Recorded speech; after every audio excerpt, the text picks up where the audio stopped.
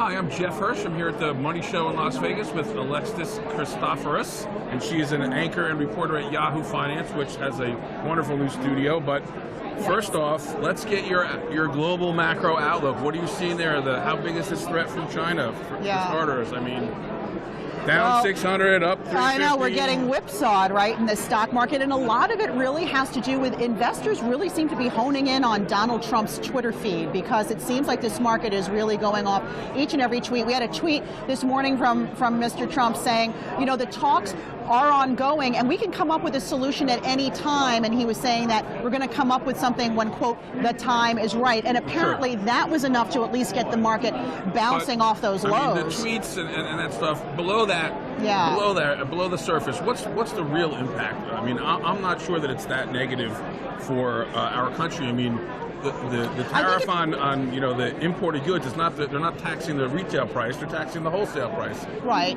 Well, the problem there, I think, is longevity. If this goes on long enough where manufacturers can no longer and retailers can no longer absorb the higher tariffs and they're forced to raise prices on us, that's when we, the consumers, are going to start to feel it. Prices will rise.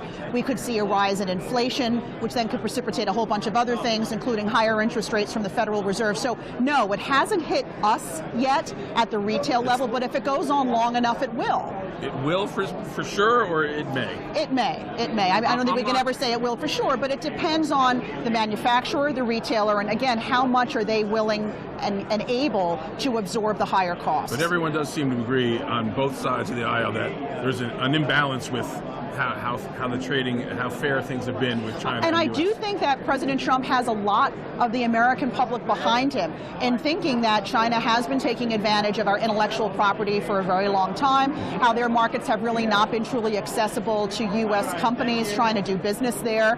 And I think that Americans are willing to hold out and to have Mr. Trump sort of hold the hard line when it comes to China for as long as he possibly can. This would be the true test of his deal-making, the art of his deal-making. Absolutely, and when it comes to Trump, we know that he loves to look at the stock market, almost on a day-to-day basis, like a day trader would, and he tweets out freely about it. The question becomes, if the stock market sell-off becomes so aggressive for so long, does he react to the stock market, especially as the 2020 election draws closer? And does he broker a deal with China that is not the best deal for America, but it's a deal? My assessment is that he will broker something, hopefully before the market gets hurt too much. I think he's going to have to. So briefly, oil and the Fed were a couple of areas that you think are impactful. Yeah, so oil, we got to look out because now we have all these issues with Iran and the U.S., the Strait of Hormuz now being affected, a very important strait when it comes to transporting oil. We're seeing oil continue to rally. I was on a panel this morning. Right. Most of the panelists do not believe we're going to see $100 oil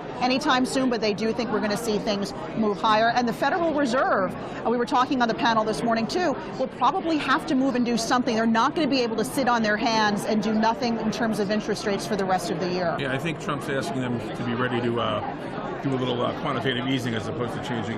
Oh boy, I don't know. We'll see. We'll see. Time will tell. Reading between the lines. You're probably right. That sounds like something Mr. Trump would be asking for. Well, thank you very much, Alexis. My pleasure. Thank you guys for joining us.